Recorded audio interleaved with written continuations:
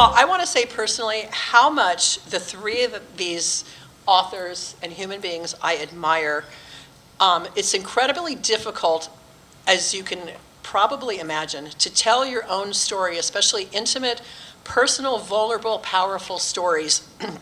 It's a brave thing to do, to share those stories, but they're doing it with the hope of inspiring you, helping others who have been through what they've been through, sharing their own personal experiences. So congratulations to all of you. I'm really honored that you are here today joining us. So I'm wondering maybe if you could start by telling our audience, all your fans, why you decided to tell such an intimate account of your lives, because it obviously can't be easy.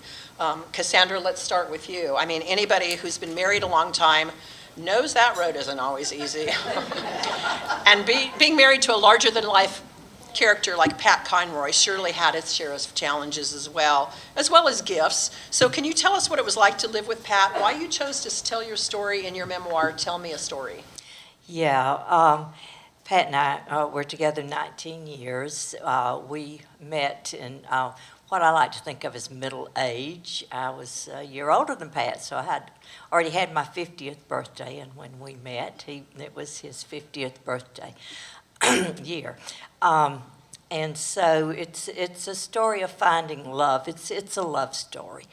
And after both of us had been through very difficult divorce. Of course, Pat would say, "Is there any other kind?" Because even I think if they are, very wanted on both sides and so forth, it's still a very traumatic experience. And we were looking at that as neither one of us was looking at that time. Believe me, it was the last thing I wanted. I finally got rid of one husband. Do I want another one? No. Do I want a larger-than-life figure that sucks up all the air in the room when he enters and, so forth? No, not that either. But these things, happen. Everything, I think, happens for a purpose. I really believe that. The way we met and everything that I talk about, I start the book the night I met Pat, and it does not have a happy ending. He died of pancreatic cancer in 2016. I did not set out to write a memoir. I was working on a cookbook at the time and telling a lot of our stories. Then he got sick, and after his death, and I promised him that I would go back to writing. I went back to the cookbook, and it was very painful because cookbook stories, you're not going to talk about somebody being sick and the problems that you have in a marriage or this sort of stuff. They're going to be fun things. And every time I would try to work on it, I would start crying, And so I think that I needed to tell the story of our life together. There was something urging me to tell the story, and it's also sort of a tribute to Pat as well. He had the most amazing, wonderful fan base, and I think touched so many lives. But he was an amazing, wonderful person, and I wanted his readers to know that. But I knew that if I was going to do this book, I think we have a tendency to sort of glorify someone after they're gone. I think it's a blessing in some way that we only look for the good parts, and I knew I was going to have to be totally honest. So it was very difficult. It was also difficult to write because I started it very soon after his death, and I was still deeply into the grieving process. So I've forgotten the question as well, but I think what inspired me to, and I was also hoping that the story would relate to other widows and widowers who had been through a similar experience. And it's beautifully told. Thank you. So, Ryan, You were one of those rare people who set forth as a young man, actually really a boy, to become successful, famous, wealthy. But as soon as you reached your peak of stardom, addiction and anxiety led to you losing it all. I recently interviewed Ryan for a virtual event, and I was blown away by how together this young man is, to have been through what he's been through, lost all that fame, all that wealth, all that glory, but he didn't come across as harsh or bitter. He was actually someone who's grateful for where he's at, and he sends that message through his talks and through his book. I was really touched by hearing him, and his parents, I know, are back there, and obviously you did a tremendous job raising this young man because he's pretty incredible and special. But Ryan, I want to know, it's a really difficult journey to share. Why did you write Harder to Breathe? Well, first off, thank you for calling me a young man. Well, my son is his age, so he has to be really young or I'd be really old. I thought about writing a memoir probably about 10 or 15 years ago because I knew that I had a story to tell that was unique. We started this band when I was 16 years old in my parents' garage, me and Adam Levine and two of our other close buddies, and we had gone from there to the biggest stages in the world over the course of a decade.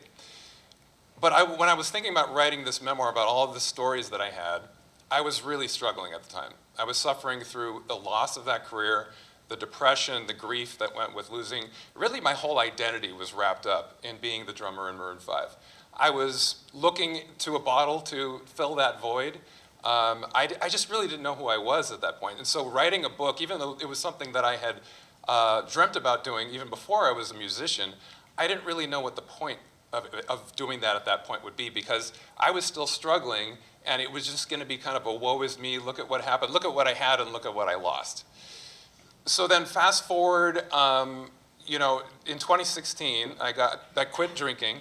I started this whole new journey of recovery, and I found myself doing one thing after another that was fulfilling and purposeful, leading me back to school to get a degree, a master's degree in clinical psychology, and become a therapist. And I was doing all this self-reflection and my own work, as well as learning to work with others and helping and being of service. And all of a sudden I realized I have a happy ending to this story. And there's a purpose for it now. Because if people can relate to my struggles and the anxiety and the depression and the alcoholism and the grief, and I can tell a story that's very honest and vulnerable in my experience of those things, and people can relate to it, then just maybe they could also see themselves in my recovery and find hope in that. So that was the purpose for writing the book when I did. Beautiful. 7 years sober. Jesse, you and I did an entire 4-part series on the virtual platform Fireside about the challenges, many challenges you've had to face, including from being gay to being an addict to being sexually abused, challenges of ethnicity and all that entails, and so much more. I mean, there was really so much packed into your memoir, I'm Not Broken. What drove you to write about those incredibly painful and personal experiences? Wow. Hi, everybody. My name is Jesse Leon.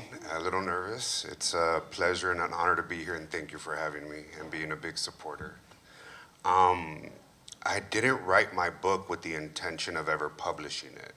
As you know, my book starts and ends at Harvard graduation and goes back 3 generations to highlight the stories of strength and resilience, in particular of women, indigenous women, and their journeys into this country and their struggles to hold our families together.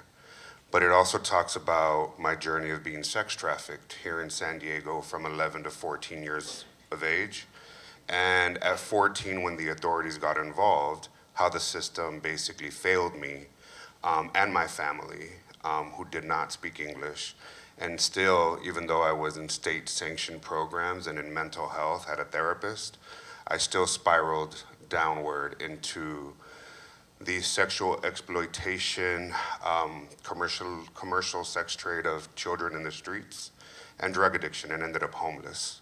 So I started writing my book to answer your question. I got clean and sober March 12th, 1993 at 18 years old, so I'll be 30 years clean and sober in March. I've been a public speaker in recovery conventions for the last almost 30 years, and I would hear people say, you need to tell your story, write your story, and I never really wanted to. Someone in my family was dealing with an eating disorder at 11 years old after being rejected for a national search for a Disney audition. And me, while I was at Harvard and not mentioned in my book, I was bulimic. Being a survivor of the sex trade, my validation came from my body since I was a child. And so I struggled with my body and my weight for a long time, and I wanted to share my journey with this family member, and I was not allowed to. I was told that I couldn't disclose my story. So I respected that, but said, well, screw you, I'm gonna write my book. And I decided to just start writing after my dad died. And it became 700 pages, single-spaced, of blah, documenting stories of strength and resilience to inspire the next generation of my family to not give up, in spite of the challenges that many of us face in low-income communities and communities of color. And then I got a call.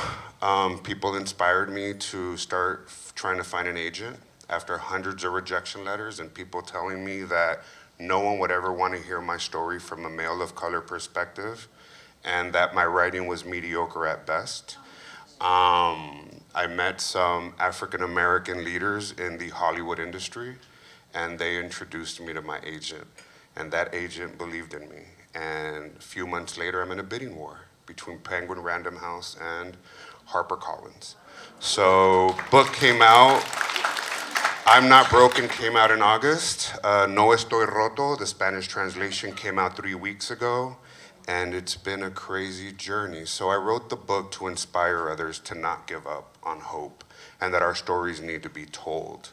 And my hope is that my words are a space of refuge and hope and peace for people that read it, to know that we're not alone. And our stories need to be told, especially from a male and male of color perspective. So. Thank you. And you mentioned you didn't write the book until after your dad passed away, and that kind of leads to my next question, is because when you write memoir, especially ones with really personal, intimate details, you, I'm sure, think about the people that are going to be affected by this book, your family members, your close friends, anybody you may be writing about. And I'm wondering if you guys had that experience and who it was that you were maybe nervous or afraid about writing about, how they would react. How did you address that when you decided to write your book, Cassandra? Well, I learned from the master. Pat, his whole career was based on telling the stories. That's why I want to call my book Tell Me a Story, telling the stories that needed to be told, but people were afraid to tell. And he actually inspired me personally to tell my story, which I did partially. I think I've done it in some ways in each of my books, but in my second novel, my first book that came out was totally nothing personal. It's about two young men, their search for sexual identity. And I had, before I met Pat, I went from one extreme to the other. I was married to a preacher. And so for 2 decades, and I had quite a struggle there finding my own identity. And Pat really encouraged me to tell that story of my search for my own identity. And once I found out that through writing and fiction, you can really get back at people, you know. I couldn't stop, I loved it. But that was through fiction. Telling true, you know, with memoir is a totally different thing because you can always deny. You know, like I got my brother-in-law good in one of my books. He had just left my sister for another woman, and I found a copy of my book. I swear to God, y'all, this is the truth. At his place later, where he had underlined all the places that I got it. I didn't even know he had read it. But with memoir, I had a totally different experience in that I had all of Pat's family to think about. His daughters, he had been estranged from his youngest daughter for 17 years, and she had come back shortly before his death. And I was really nervous about how I would present that situation. He had had a stepdaughter who had been involved in a court case where she accused her father, her biological father, of sexual abuse, and that came out. I mean, there was so many things that I had to figure, how am I going to do this? One way I knew I was not going to do it, and I've heard people say this different ways, but I've had a lot of people say, did you show them the book first? Did you ask them? Did you tell them you were going to write? God, no. Why would I do that? No way. So I did determine, and I did reach out to the family members and say, I am telling this as I remember it, as it affected me, and I will be as sensitive as I can to your part of the story, but I did not, want to talk to anyone about. And the story has substance abuse, it has estrangement, it has a lot of these things in it that people don't like to talk about, And then I had a really come to Jesus moment too when I sent the completed manuscript into my editor. She called me, like it came on Friday. She called me Monday after she had read it, and she said, I really like this. I learned so much about Pat, and it's always been one of my favorite operas, blah, blah, blah. I know absolutely nothing about you after reading this book. And I was thinking, uh-oh, does that mean I've got to tell some things about myself that, also I had not revealed before, didn't talk about and so forth. So it's writing fiction is a lot more fun. Trust me. If you can fictionalize it, do. Thank you. Ryan?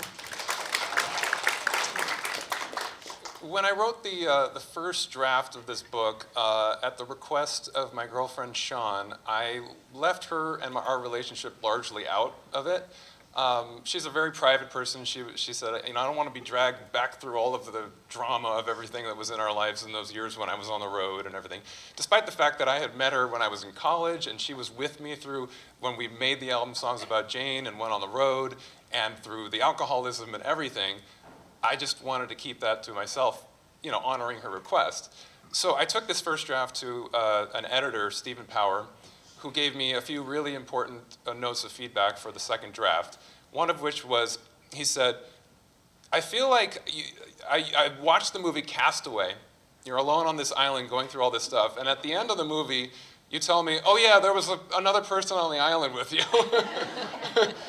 And I'm like, wait a second, there was a witness to all of this, and this character's barely in there? It's like, that's the key role there. If they make a movie out of this, that's the role that everyone's going to want, right, is the girl, the love story. So the second draft, I had to have a really tough conversation with Sean and talk to her about what, it was important to me that I was going to be as honest and vulnerable in writing this book as possible.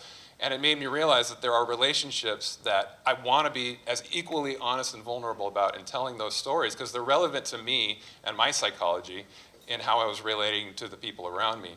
So there's, I went deep with that stuff, and it's the relationship with her, it's the relationship with the band, the guys. Those are public figures, there are other celebrities in the book, and there's those stories. I didn't want to make anyone look bad, that was not the intent of this book. It's not a salacious tell-all or anything like that. So I wanted to be respectful of those relationships, but at the same time be really honest. And there was a fine line to walk in that regard in terms of telling my truth and how it relates to me and my psychology, but not crossing that line into a place that was going to be inappropriate. So hopefully I was able to walk that line in a way that was helpful to the narrative, but not to the point of crossing that line. Yeah, accomplished. It was a beautiful book, and I remember reading the part about, I don't know why this got to me so much, I think as a mother, when Adam Levine had to basically fire you from the band. And my heart just broke. I thought his best friend since childhood, they built this incredible thing together, and then his best friend had to fire him. And it broke my heart, and I was so thrilled when I saw that he wrote the foreword for your book, because I said, oh, they're still friends, yes. cheering them on. Jesse. Oh, wow, this is a tough question. My mom. So the book is not only a story about my life, but also my mom's journey and what I put my mother through. And so I got blessed with an amazing team that supported me in making sure that through the publishing process and editing process, that I didn't want it to be interpreted as trauma porn. I didn't want to, and I wanted to protect my mom as much as possible, because it's my mom. She's 81 years old. I'm her caregiver. And I heard the comments over the years of, how could your mom not know what happened to you? And so when you read the book, you'll see how everything that I went through while keeping my parents somewhat in the dark and not knowing how to help me and reaching out for help everywhere, but never being recommended drug and alcohol treatment. And the system's never helping my mom. So she has a copy of the Spanish book. She has not read it. I'm afraid for her to read it, because at her age, I'm afraid she'll relive a lot of the pain. So I came out on Primer Impacto. Primer Impacto is like the 60 minutes for Spanish TV. And they did a 8-minute segment, which is a huge deal. And when she watched it, she just cried.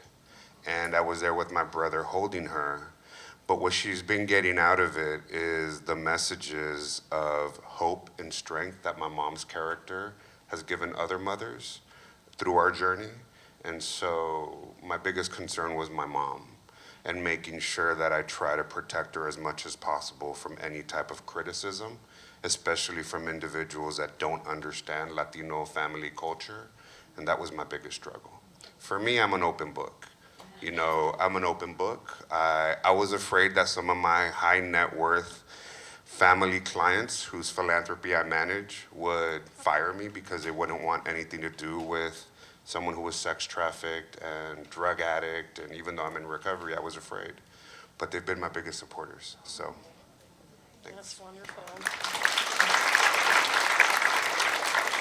And I know you've written a whole book about your life, so we don't want to give away all the details that we want readers to read for themselves, but can we pick just a section of your book maybe to talk about that either was really difficult to write, or you were freed in writing it, or it just impacted you in some profound way that you'd like to share? Maybe we can start with you, Jesse, this time. Wow.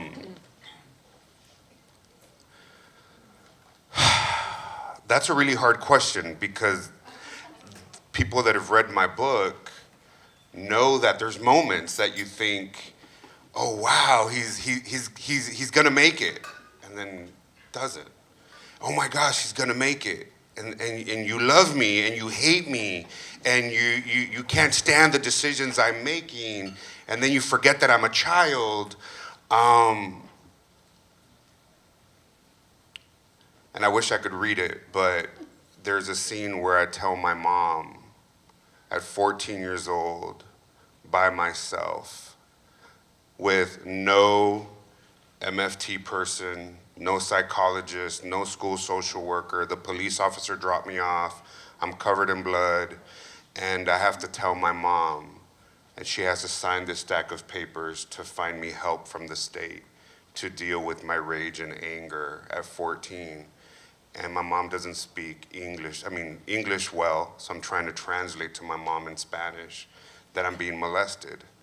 And we don't have a word in Spanish for molest. Molest means molestar. Molestar means to bother. I'm a little Chicano kid. I don't speak English well. I don't speak Spanish well. I speak Spanglish. And I'm trying to tell my mom I'm being molested. And I finally scream out, I'm being molested sexually. Me están molestando sexualmente. And that scene was probably one of the most intense and difficult to write, but most importantly, read. So I did both audiobooks in English and Spanish. And I'm being asked now, hopefully, to start reading audiobooks for other authors because I have a nice deep voice. But when you listen to the audiobook, and I highly encourage you to, a lot of the emotions come out. And so I hope I answered that question. You did. So, Yes, yeah. thank you.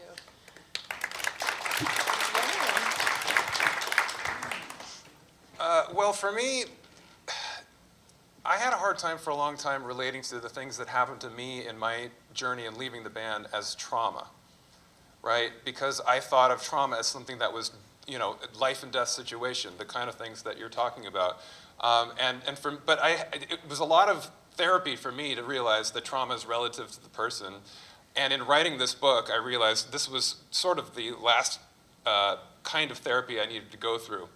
And writing some of those sections was a process of dealing with the trauma of some of those moments that were things that I had panic attacks about for years afterwards.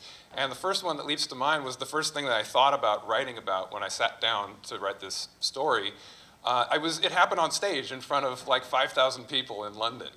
I was more hungover than I'd ever been in my life. I was shaking like a leaf. I already had a lot of anxiety, and I had to learn this song on the spot because we had done a different cover song the night before to sing. I don't usually sing. I'm usually the drummer, but I had to go to center stage and sing.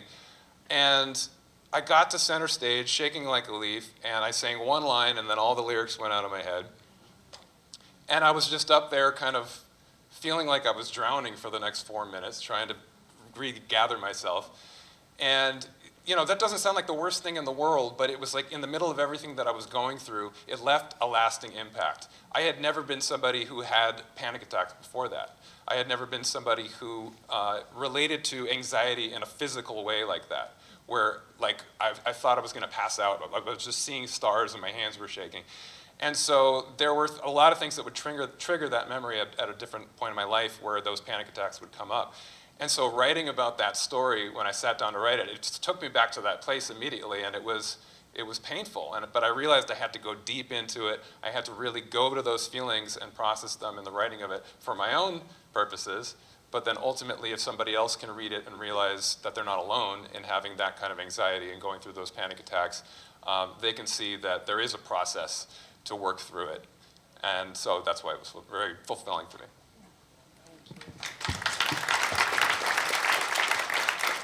These stories are so powerful, aren't they? Goodness. When I was working on the book, when I got to the point of Pat's illness and death, he died 6 weeks after his diagnosis, which my doctor said later was a blessing, because by the time they found the cancer, it was far gone. But the days, the final days with hospice was almost a holy experience, and we had a couple of really mystical, for lack of a better way of explaining experiences during that time of his dying. And I wanted to tell that, but that's really, really hard to do. I realized when I got into it, then I thought, do I want to tell it? I mean, it's going to sound kind of woo-woo or something, Can I even come close to describing it?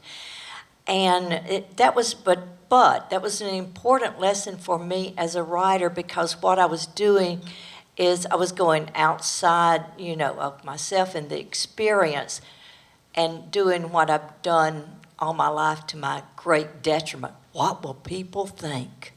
My generation, I was brought up, that was all, my mother pounded, oh, you can't do that. What will people think?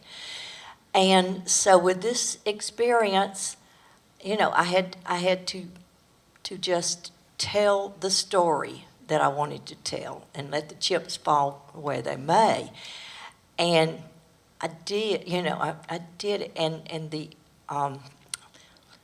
the responses that I've had from readers have more to do with that, some of those experiences that I described, than anything else that I've heard from. This is something that others had experienced and sort of felt the same way. Well, I never said anything about this, but we had a very strange, mystical experience, say when my grandmother died or something like that. And I realized, well, it's more common than I thought, to have these sort of things. I won't tell you what it is, but you read the book, you'll see. And there were a couple of those, and I'm glad that I did maybe listen to the better angels and include that in the book. Thank you. And the reason I founded Adventures by the Book, and I do what I do, is because I really, truly believe in the power of books to connect people on a human level. And I think you especially see that when you're reading memoirs and you feel like you're going through these personal journeys with very human people that you wouldn't otherwise know. And you learn to be fearful with them and to cheer them on and to worry about them. I'm even actually getting emotional about it because I read all their books and they just touched me so deeply. But I want to know from you guys the connection you have with readers. Maybe share something that you've gotten out of writing for these readers, something a reader has interacted with you about that's touched you or made you think how grateful you are that you wrote your book and told your story. So maybe we can start with Ryan. Sure. Well, writing this book was just kind of like the next indicated action. That's a phrase we use in recovery a lot, the next indicated action. Just put one foot in front of the other and do the next thing that's indicated as the most positive step you can take in this moment. Early in recovery, I was volunteering at a recovery center and realized that being of service, giving back, being able to reach people and tell my story and be of support for people that are just starting their journey was just about the most fulfilling thing that I'd ever experienced in my life. And that includes, winning Grammy Awards and being on stage, playing on Saturday Night Live and stuff like that. So it was just such a different place to be, to have this added element of service. And writing this book was the logical next step in terms of telling my story the way I would in a meeting or in a recovery center and trying to help people. So every time that somebody reaches out to me, whether it be when I'm doing an interview or on social media, the era we live in now, you have access to the people that you're touching. And people from all over the world. I mean, there's Maroon 5 fans that know about this book now that are in Thailand and in Australia who send me direct messages and talk about how much either that album that we made touched them back then, or how much this book now has affected them and made them realize that they're not alone. And so that really is like just the icing on the cake for all of this and the reason why I'm doing what I'm doing. Aww. And parents back there, the parents, are you just eating this up, loving every minute of it? Cassandra? Yeah, I mentioned, connecting with readers with this book, and it's a love story. So I know that I've connected with some readers with that way, but it is also very much a story of the grief process, when my husband died in 2016. That was 3 years after I had lost my closest friend in the world, my sister. And she had also died of cancer just 3 years previously, and a couple of years before that. I was very close with my father because my mother had died years before, and my sister, two sisters, and I had sort of taken care of him, and he we were very close. So I lost three of the closest people in the world to me within a few years. So this whole process of the grieving, this sounds such a cliche, but it is a journey, and it's something that we all go through. Every single person is going to lose someone you love at some point in our lives, and so this is a connection, that we all have. So what I've heard from readers, of course, I've heard from so many who've lost spouses, and I also, hear mothers who have lost their sister, parents, and so forth, and this is the common thread, I think, that I connect mostly with readers with. Thank you.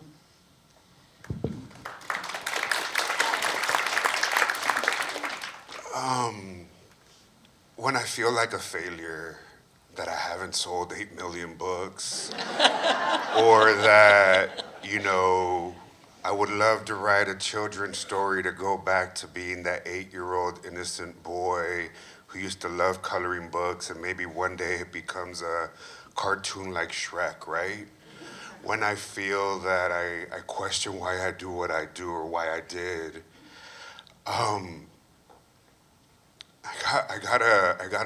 I've never been on social media. I'm new to it. And even that made me feel like a failure. And I got a message right when the book came out from a woman student from Yale who is also a survivor and immigrant family, and said, thank you for giving me voice and giving me hope that I can stay in school and that I can graduate, and that we do go from surviving to thriving. We do go from living in trauma to being triumphant. And other authors, Sandra Cisneros is on the cover of my book. She read my book and got a personal message from her saying thank you. So sometimes when I feel like I'm not selling, all these millions of books, why did I do this? I'll get these glimpses of hope, of people telling me, thank you for giving me voice and helping me not give up one more day, not kill myself, and just giving me hope to go on one more day. And that's what keeps me going with my readers. And then I get a lot of messages from mothers, Latina mothers, that oftentimes don't have time to read. We hear the criticisms of our community of, well, your communities don't read. Well, sometimes our moms work 2 to 3 jobs. You have to come home, you have to cook, you have to do all these things. And I'll get these messages from moms, Latina moms, or a message from somebody who says, I'm sending you a message that my mom wanted me to send you on social media because she doesn't know how to use Instagram. My mom wants to tell you A, B, C, D, and please say hi to your mom. Your mom is a strong woman. And sometimes those are the little stories that help me keep on keeping on. Yeah.